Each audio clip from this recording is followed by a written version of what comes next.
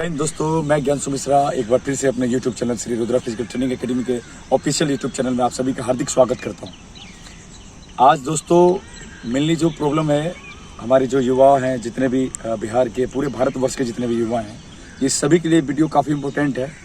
मैं इस वीडियो के ज़रिए से आप सभी से बात करना चाहता हूँ, कुछ पूछना भी चाहता हूँ, कुछ बताना भी चाहता हूँ।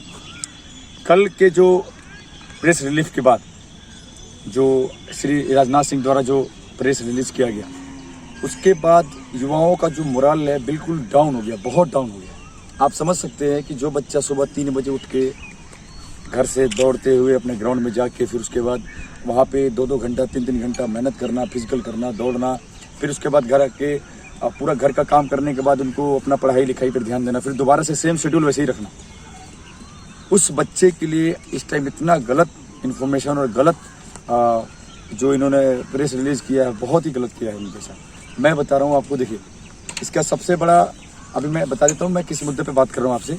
कल श्री राजनाथ सिंह द्वारा, जो हमारे रक्षा मंत्री हैं, उनके द्वारा एक प्रेस रिलीफ किया गया, जो कि उसमें एक स्कीम दिया गया कि जो आर्मी में बच्चे युवा जो भर्ती होने जा रहे हैं, उनके लिए एक स्कीम लाया गया, जो स्कीम का नाम है अग्निपथ योजना के तहत जो भी बच्चे आर्मी में भर्ती होंगे उनको 4 साल के लिए रिक्रूट किया जाएगा। 4 साल यानी उनकी टोटल जो ड्यूटी की अवधि रहेगी वो 4 साल की रहेगी। अब इसमें देखने वाली बात यह है कि 4 साल के बाद, उनका कहना यह है कि 4 साल के बाद इसमें से 75% बालकों जो होंगे, युवा होंगे, जो उनको रिटायरमेंट दे दिया जाएगा। अब इसके ऊपर भी कुछ प्रोसीजर है। 4 साल ड्यूटी के दौरान उनको क्या क्या मिलेगा और किस प्रकार से ट्रेनिंग दी जाएगी, इसके ऊपर भी बात किया उन्होंने ये बताया कि ये 4 साल ड्यूटी के दौरान उनका 6 महीने की ट्रेनिंग रहेगी। 6 महीने की ट्रेनिंग के बाद उसके बाद 3.5 साल जो बचे हैं, वो 3.5 साल वो अपने ड्यूटी सर्विस में करेंगे, किसी रेजिमेंट में या फिर अपने यूनिट में। क्लियर है। अब क्या है कि जो बच्चे 75% हैं, जो बालक 75% उसमें से रिटायरमेंट लेके आएंगे, उनके भविष्य का क्या होगा। सबसे बड़ी सोचने वाली बात यह है कि उनके जो भविष्य है वो क्या होगा। आज मान लीजिए बच्चा सुबह से उठ के दौड़ के सुबह शाम एक करके वो इंडियन आर्मी में भर्ती होता है। आर्मी में भर्ती होना आसान नहीं है साहब। मैं रियलिटी बता दूं आप सभी को, आप कभी आके एक दिन पीटी अटेंड करके देखिए, आपको खुद पता चल जाएगा कितना मुश्किल से बंदा भर्ती होता है, कितना मेहनत करना पड़ता है। उस बच्चों के लिए एकदम हल्के से आके 2 मिनट बैठ के प्रेस रिलीफ करके तुरंत बोले, आपने युवाओं के बारे में नहीं समझा, नहीं सोचा, उनके जीवन के बारे में बिल्कुल नहीं सोचा। अस्थायी जॉब है। तो अभी मैं कुछ बिंदुओं पर आपसे बात करना चाहूँगा। पहला बिंदु मेरा ये है, रिक्रूटमेंट प्रोसेस सेम वैसा ही है जैसे पहले था। एज रिलैक्सेशन बिल्कुल नहीं दिया गया है, इसके ऊपर कोई भी बात नहीं करी गई है। पिछले ईयर जो भर्तियां हुई थी, जो रैलियां हुई थी, उनके एग्ज़ाम के बारे में खुल के बात नहीं किया गया कि उनके एग्ज़ाम के साथ क्या कराया जाएगा, क्या बोला जाएगा, क्या होगा, क्या उनको इसी स्कीम में रखा जाएगा या फिर उनको पहले जैसे भर्तियां रैलियां होती थी पूरे 17 साल की ड्यूटी मिलेगी उनको कि नहीं मिलेगी। ये सारी हमारे पास जो महत्वपूर्ण बिंदुएँ हैं उनके ऊपर हम बात करना चाहेंगे आपसे। तो पहला बिंदु मैं अपने पूरे चंपारण के युवाओं की तरफ से, पूरे बिहार और पूरे भारतवर्ष के युवाओं की तरफ से पहला जो पॉइंट है आप सभी के समक्ष रखना चाहता हूँ। पहला पॉइंट ये है, सबसे पहले 2 साल भर्ती स्थगित होने के बाद आप अचानक एक नए स्कीम के साथ आए, लेकिन उनमें जो पिछले वर्ष युवा जो रह गए थे, जिनका एज उस समय था लेकिन भर्ती नहीं होने की वजह से उनका एज एक्सपायर हो गया और एज ज़्यादा हो गया, अब उनके लिए क्या। सबसे पहला तो ये। दूसरा पॉइंट ये, जो बच्चे भर्ती हो जाएंगे, जो गए बंदे भर्ती हो गए, उसमें से 25% को तो आप रख लेंगे, जिनकी परफॉर्मेंस 4 साल ड्यूटी के दौरान काफ़ी अच्छी रहेगी, उनको तो आप रख लोगे। यानी जो उसमें से टैलेंटेड बंदे हैं वो तो वहीं रह जाएंगे। और जो अनटैलेंटेड है, इसका मतलब आप निकालोगे उसी को, जिसको आपके तरफ से जो बच्चा सही नहीं होगा उसी को निकालोगे आप। वो बंदा बाहर आने के बाद अगर उसको किसी से दूसरे क्षेत्र में नौकरी नहीं मिला तो वो अपने जीविका को चलाने के लिए किस सेक्शन पे जाएगा। सबसे बड़ी बात ये है, अगर मान लीजिए उसमें से अगर 1% भी अगर किसी गलत धारणा के साथ, किसी गलत मिलिटेंट के साथ, किसी नक्सलाइट के साथ अगर मिल के अगर देश विरोधी ताकत में अगर काम करने लगे, उसका जवाबदेही कौन होगा। सबसे बड़ी बात तो ये है।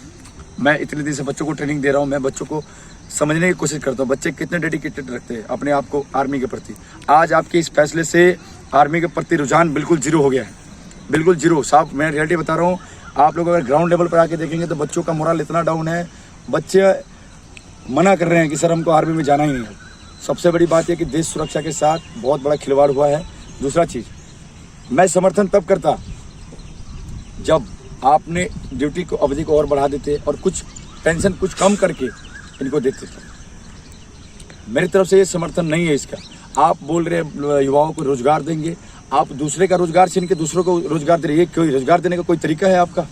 ये बिल्कुल सही नहीं है। मैं रियलिटी आपको बता रहा हूँ कि 4 साल बाद आप 75% को रिटायर देंगे, फिर उसके बाद भर्तियां लेंगे आप, तो ये ठीक नहीं। यानी वो 75% फिर बेरोजगार हो गए। आज जिस स्टेज पे खड़ा है बंदा, उसी स्टेज पे 4 साल बाद हो जाएगा वो।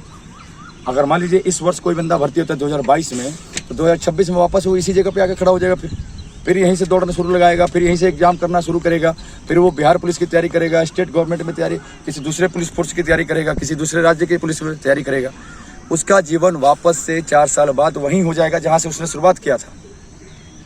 तीसरा पॉइंट मैं आपको बता रहा हूँ, इसमें सबसे बड़ा पॉइंट, आप बोल रहे आकर्षक पैकेज का इस्तेमाल कर रहे हैं शब्द में। उसमें आकर्षक पैकेज क्या देंगे? आप किसी की जान की कीमत लगा रहे हैं। आप आकर्षक पैकेज किसको देना चाह रहे हैं?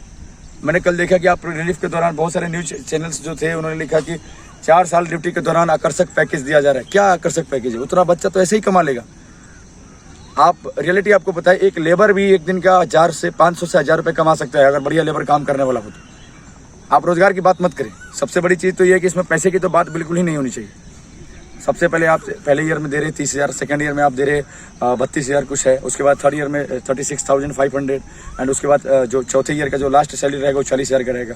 कैश इन हैंड आप हर बार 30% आप डिडक्ट करके देंगे उसमें से।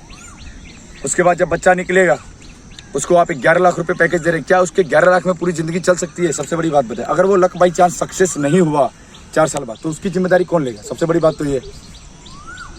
तो सीधी ये हमारे जो देश की जो सुरक्षा है इसके लिए बहुत घातक साबित हो सकता है ये जो योजना आया हुआ है, अग्निपथ योजना। मैं आपको रियलिटी बता रहा हूँ, अभी हम में से किसी को भी ये चीज़ पता नहीं होगा इस चीज़ का, जो 4 साल बाद जो ये मंजर होगा यहाँ का बहुत दर्दनाक होगा। सबसे बड़ी चीज़, पहला चीज़ मैं बताता हूँ, अगर किसी आर्मी से बाहर आया हुआ बंदा अगर फोर्स में तैयारी करके दूसरी जगह पुलिस में जा रहा है तो वहाँ पर भी उसको समन्वय बनाने में समय लगेगा, क्योंकि उसकी ट्रेनिंग रहेगी अव्वल दर्जे की, और जो हमारी जो उधर साइड की जो ट्रेनिंग होती है थोड़ी उनसे कम होती है। आर्मी के मुकाबले किसी दूसरे फोर्सेज की ट्रेनिंग थोड़ी कम है। समझ रहे हैं आप हम क्या कहना चाह रहे हैं? उसके बाद अगर गलत गतिविधि में अगर जाता है तो वो पुलिस की बात नहीं मानेगा, पुलिसों से लड़ाई झगड़ा हो जाएगी। बहुत सारे ऐसी चीज़ है, आप समझ सकते हैं। आए दिन आप देखते होंगे कितना आ गया कि आर्मी वाले ने इनसे लड़ लिया, आर्मी और पुलिस में बनती नहीं है। ये बहुत सारी चीज़ सुनने को मिलेंगी। अभी कुछ नहीं, अभी तो इक्का दुक्का हो रहा है। अब ये जब होगा तो रेगुलर कुछ ना कुछ ऑब्जेक्शन, रेगुलर कोई ना कोई घटनाएं आती रहेंगी सभी के सामने। सबसे पहला चीज़ आपको बता देता हूँ, देश सुरक्षा का सबसे बड़ा हानि करेगा इसमें जो मिलिटेंट है, जो नक्सलाइट पार्टी है, वो क्या करेगा, सब इनको टारगेट करेगा। ये जो यूथ है इनके मेंटली पावर को वो टारगेट करेगा सब, और वो अपने पास रख के हमारे देश की जो खुफिया एजेंसियां हैं उनकी जितने भी बातें हैं सबको लीक करवाएगा बच्चों के माध्यम से। अगर मान लीजिए कि बच्चा सक्सेस नहीं होगा तो गलत गतिविधि में जाएगा ही जाएगा। पैसे कमाने के लिए कुछ भी कर सकता है बच्चा, अगर 2 वक्त की उसको रोटी नहीं मिलेगी तो गलत। मेरा सर्विस के दौरान ये जो एक्सपीरियंस रहा है मैं आपको बता दूं, जो आप 4 साल की जो नौकरी करवा रहे हो, अच्छों को तो 4 साल लग जाते हैं उसमें ट्रेनिंग कंप्लीट करते करते। मैं बता रहा हूँ 1 साल की ट्रेनिंग के बाद जो बड़े बड़े हथियार से उसको सीखने में भी कम से कम समय ज़्यादा लगता है। जब तक वो उस पर एक्सीलेंट होगा, जब तक आप उसको बाहर कर देंगे। तो सबसे बड़ी कमी ये रहेगी, कभी भी किसी बैटल में अगर किसी बंदे को भेज रहे तो उसको एक्सपीरियंस बहुत ही कम होगा। पहला चीज़ तो ये। बहुत सारी ऐसी बातें हैं जो आप लोग खुद से समझ सकते हैं कि किसी अभी बच्चा अभी बस तैयारी हो रहा है, जस्ट जैसे तैयार हुआ आपने तुरंत उसको बाहर कर दिया। अब वो अपनी शक्तियों का गलत इस्तेमाल करेगा और आने वाले समय में बेरोजगारियाँ 100% बढ़ जाएंगी। जितना एक सर्विसमैन आप बता रहे कि हम कोटा देंगे, स्टेट गवर्नमेंट में ये करेंगे वो करेंगे, तो वहाँ पर भी तो कंपटीशन हाई हो जाएगा। और सबसे बड़ी बात बता देते हैं कि आर्मी के अंदर उतने पढ़े लिखे नहीं जाते हैं। 10वीं बेस पे आप नौकरी दे रहे हैं तो कोई यूपीएससी वाला तो जाएगा नहीं, कोई ग्रेजुएशन वाला तो जाएगा नहीं कि आपकी 4 साल बाद वो आएगा तो दोबारा से कहीं भी जाके लग जाएगा। फिर उसको वापस जीरो से ही करना पड़ेगा। 4 साल में वो अपनी पढ़ाई भी भूल सकता है। आपको हम सच्चाई बता रहे हैं, अगर बच्चा 1 साल क्या 10 महीना भी अगर 5 महीना भी अगर पढ़ाई छोड़ दे तो उसको आने वाले समय में ज्ञान कम हो जाता है, उसके किताबी ज्ञान कम हो जाएंगी उसको। तो ये जो आप लोग योजना जो लेके आए हैं, ये सीधा ये योजना युवाओं के लिए ठीक नहीं है। इसमें मैं इसका बाइकआउट कर रहा हूँ। सबसे पहली बात तो आपको बता रहा हूँ, मैं अपने तरफ से श्री रुद्रा फिजिकल एकेडमी की इस स्कीम को बाइकआउट कर रहा है। उसके बाद अगर आपको इस स्कीम को लागू रखना है तो इसमें मेरा मांग यही है कि आप इसके ड्यूटी अवधि को बढ़ाएं और आखिरी समय में जो पेंशन की जो सुविधा है उसको कम मात्रा में दीजिए, लेकिन दीजिए, क्योंकि वहाँ पे सिर्फ नौकरी नहीं हो रहा है, वो देश सेवा के लिए वहाँ पे मर भी सकता है बंदा। आप एक बात बताइए, आपके 30,000 रुपये के लिए कोई मरने के लिए जाएगा बॉर्डर पे? सबसे बड़ी बात बताइए। जो डेडिकेशन है, जोश जज्बा तो आप ऐसे ही ख़त्म कर दिए 4 साल का पैकेज लाके। उनको करने दीजिए, जब तक उनकी जवानी है जब तक उनको करने दीजिए। अब सबसे बड़ी बात है कि जब तक उसका काम था आपने ले लिया, जब उसका काम खत्म हो गया तब उसको बाहर लात मार के फेंक रहे हो, तो ये भी सही नहीं है साहब। मैं आपको बता रहा हूँ, आप रखिए जब तक बंदा उसमें रहना चाह रहा है। 12 साल 15 साल जो ड्यूटी आप उनको करवाइए, उसके बाद कम सीमित उनको अपना जो आप पेंशन लागू कर रहे हैं वो कम मात्रा में दीजिए उनको। मैं इसी के साथ इतना ही समझाया। मैं अभी जल्द ही किसी नेक्स्ट वीडियो के साथ इसी के ऊपर मैं आप सभी के सामने फिर दोबारा प्रस्तुत करूंगा। हाँ, और एक चीज़ और बच्चों के लिए मैं कहना चाह रहा हूँ, जो बच्चे जिनका उम्र 17.5 से 21 वर्ष है, वो अपना पीटी को लगातार रेगुलर डबल मेहनत करें, क्योंकि आपके 90 दिन के अंदर अंदर भर्ती का आदेश दिया गया है और इस भर्ती के माध्यम से आप 100% अपनी नौकरी ले सकते हैं। और दूसरी चीज़, जो 25% बालक है, सभी ने अपने को उसी में रखना है। आप अपना 100% करें और 25% में रह के रेगुलर कैडर के साथ आप आगे नौकरी कर सकते हैं।